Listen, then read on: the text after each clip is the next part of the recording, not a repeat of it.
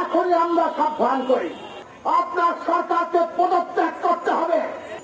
যদি শুভ বুদ্ধির উদয় হয়ে থাকে, যদি জনগণের ধারাকে দেশ ছেড়ে পালাতে আপনাদের ইচ্ছে না করে, তাহলে রাজনৈতিক সমঝোতা আসেন। তারা এখন আর কিছু খুঁজে পাচ্ছে না। এখন তারা বলছেন জিয়াউর রহমানের কবরে জিয়াউর রহমানের লাশ আছে কিনা। খোদ মাননীয় প্রধানমন্ত্রীর মুখ থেকে আমরা শুনতে পাচ্ছি। এ থেকে বোঝা যাচ্ছে আওয়ামী লীগের মাথা খারাপ হয়ে গেছে। তাদের মাটি নয়, ভয়ে কম্পমান।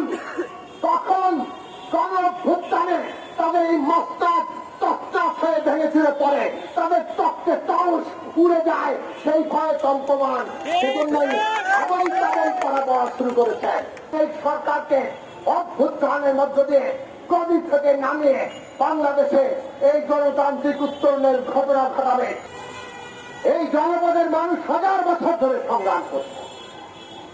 নানা ধরনের শোষণ, অত্যাচার, বিভাজনের বিরুদ্ধে লড়াই করেছেন। এই লড়াইয়ের ধারাবাহিকতায় 1971 সালের মুক্তিযুদ্ধ আমাদের লড়াইয়ের যাবৎকালীন সর্বোচ্চ শিখর। লক্ষ লক্ষ মানুষ শহীদ হয়েছেন, লক্ষ লক্ষ নারী নির্যাতিত হয়েছেন, শিশু, বৃদ্ধ, এদেশের সব ধরনের মানুষ গণহত্যার শিকার হয়েছেন।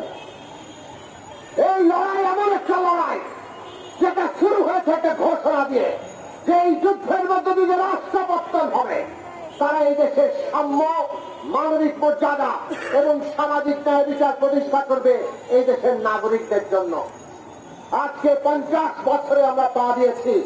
মুক্তিযুদ্ধে চ্যাম্পিয়ন দাবিদার যারা রাজনৈতিক নেতৃত্ব দিয়েছেন, সেই আওয়ামী লীগের ধারাবাহিকতার বর্তমান আওয়ামী লীগ, তারা এখন ক্ষমতায়।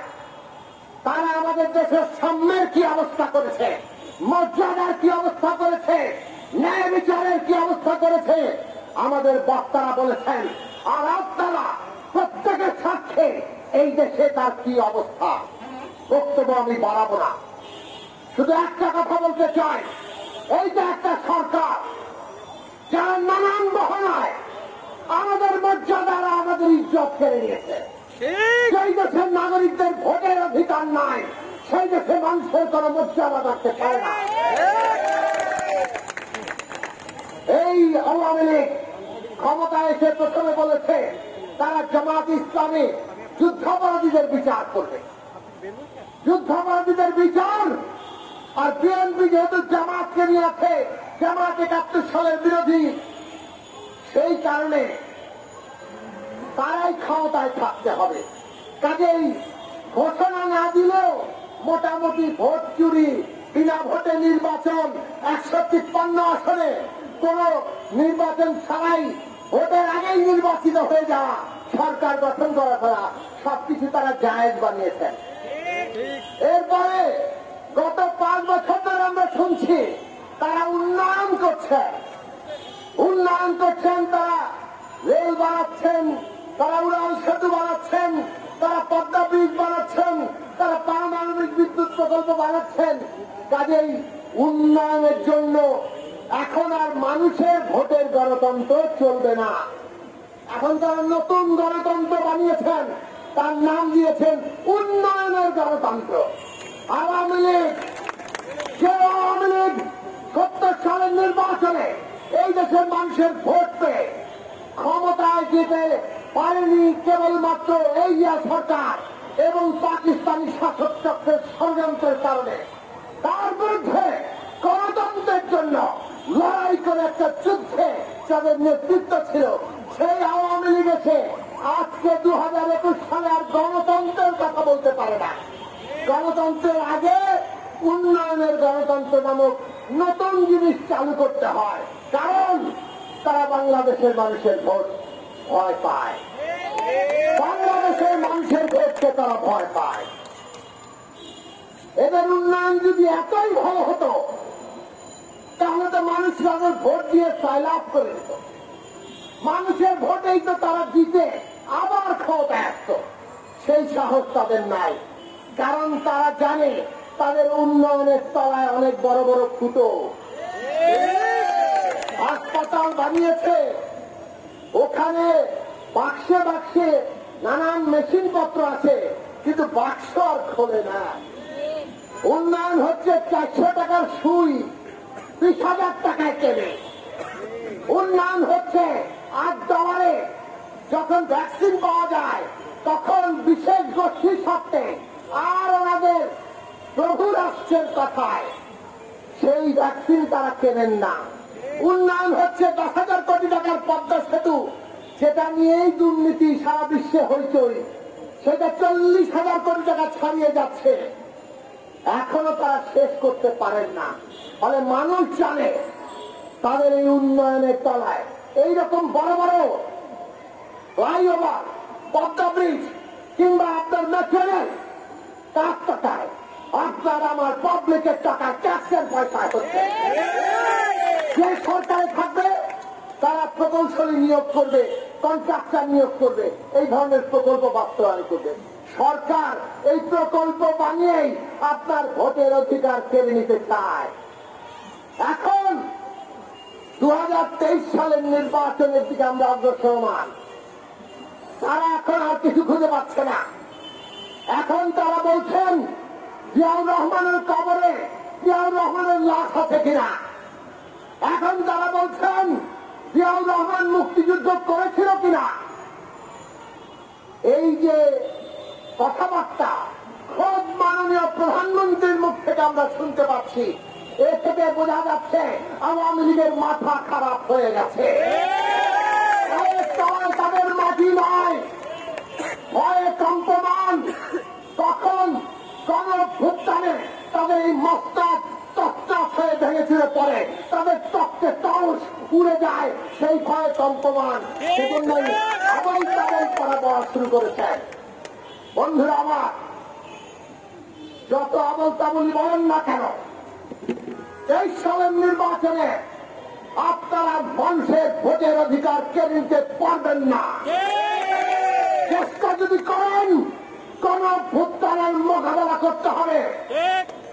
সে কারণে এখনই আমরা সাবধান করি, পরিষ্কার করে বলতে চাই, প্রথম দফা আপনার সরকারকে পদত্যাগ করতে হবে এবং অন্তর্বর্তীকালীন সরকারের হাতে ক্ষমতা হস্তান্তর করতে হবে। দ্বিতীয় দফা, আগামী 3টি নির্বাচন এইরকম অন্তর্বর্তীকালীন সরকার রাজনৈতিক দলগুলোর ঐক্যমত্যের ভিত্তিতে এইরকম অন্তর্বর্তীকালীন সরকারের অধীনে অনুষ্ঠিত হয়। তৃতীয়ত, বাংলাদেশে সংবিধানের সংস্কার করে এই রাষ্ট্র যাতে জবাবদিহিতাপূর্ণ হয় তার দিকে যেতে হবে। 1 নম্বর হচ্ছে সংবিধানে জনগণের ভোটের অধিকার, জনগণের ভোটে যারা নির্বাচিত প্রতিনিধি তাদের অধিকার কেড়ে নেওয়ার এই 70 অনুচ্ছেদ বাতিল করতে হবে। তারপর এই আদালতকে আপনারা দলীয় প্রতিষ্ঠান বানাচ্ছেন, আদালতকে স্বাধীন মর্যাদাপূর্ণ প্রতিষ্ঠান করার জন্য আদালত সুপ্রিম কোর্টের নিয়োগ সাংবিধানিক কমিশন গঠন করে দিতে হবে এবং এই সাংবিধানিক কমিশনে সরকার এবং বিরোধী দল এবং সুপ্রিম কোর্টের প্রতিনিধিরা থাকবেন। 3 নম্বর, এই দেশে নির্বাচন কমিশন নিয়োগ দেওয়ার জন্য সাংবিধানিক কমিশন গঠন করতে হবে, যেখানে সরকার এবং বিরোধী দল এবং সুপ্রিম কোর্টের প্রতিনিধিরা থাকবেন এবং এই ধরনের সাংবিধানিক কমিশন বাংলাদেশে সবগুলো সাংবিধানিক প্রতিষ্ঠান যেমন দুর্নীতি দমন কমিশন, যেমন ন্যায় পদ, যেমন অডিটর জেনারেলের পদ, এই সবগুলো পদে তারা নিয়োগ দেবেন যাতে কোন দলীয় সরকারের আজ্ঞাধীন এই সব প্রতিষ্ঠান না থাকে।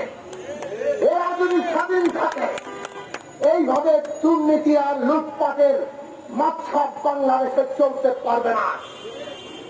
আর সমস্ত উপনিবেশিক কালাকানুন যা আজকে পর্যন্ত আপনারা বহাল রেখেছেন, মানুষের মর্যাদা যে কালাকানুন কেড়ে নেয়, যে সমস্ত আইন করেছেন ডিজিটাল সিকিউরিটি অ্যাক্ট সহ অন্যান্য সকল আইন, যেগুলো মানুষের অধিকার কেড়ে নেয়, কণ্ঠ ত্রুটি চেপে করে, সকল আইন বাতিল করতে হবে। এই যে আমরা 3টা দফার কথা বলছি, এই 3 দফা প্রস্তাবে রাজনৈতিক দলগুলোর মধ্যে বাংলাদেশের নতুন এক জাতীয় সনদ আকারে রাজনৈতিক চুক্তি হওয়া দরকার। আওয়ামী লীগকে বাংলাদেশের অন্যতম একটি গুরুত্বপূর্ণ রাজনৈতিক দল আওয়ামী লীগকে আমরা মনে করি। কাজেই এই রাজনৈতিক সমঝোতা এবং চুক্তিতে আপনারাও আছেন।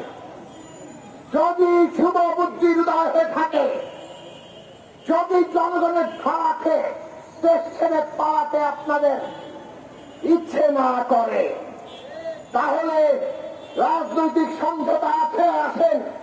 নতুন রাজনৈতিক এই সামাজিক চুক্তির মধ্য দিয়ে বাংলাদেশকে এই ফাঁসিবাদী স্বৈরতান্ত্রিক শাসন থেকে গণতন্ত্রের উত্তরণে নিয়ে চলেন। আর না হয় বাংলাদেশের মানুষ আপনাদেরকে আর ভোট কেড়ে নিতে দেবে না। এই দেশের মানুষ ভোটের সাথে তার মর্যাদার সম্পর্ক, মানুষকে রাতে রাতারে পারিবারিক যে আপনারা অ্যারেস্ট করেন, নারীর বিরুদ্ধে কুৎসা খারাপ কেলেঙ্কারি করিয়ে বিরোধী রাজনৈতিক নেতাদের নামে নানানভাবে দমন পীড়ন করেন, এইগুলো আর বরদাস্ত করা হবে না। মানুষ ঐক্যবদ্ধ হবে এবং এই সরকারকে অভ্যুত্থানের মধ্য দিয়ে গদি থেকে নামিয়ে বাংলাদেশে এই গণতান্ত্রিক উত্তরণের ঘটনা ঘটাবে। সেই লড়াইয়ের জন্য প্রস্তুত হন। ভোটাধিকার এবং রাষ্ট্রের গণতান্ত্রিক রূপান্তর আজকের দিনে গণমানুষের এটাই স্লোগান। সেই স্লোগানের পথ ধরে গণসংহতি আন্দোলন এগিয়ে যাবে। ডক্টর জাফর চৌধুরীর নেতৃত্বে আমরা যে নতুন ঐক্য গড়ে তুলছি, সেই ঐক্য এগিয়ে যাবে এবং বাংলাদেশে গণমানুষের রাজনৈতিক শক্তির উত্থান ঘটাবে।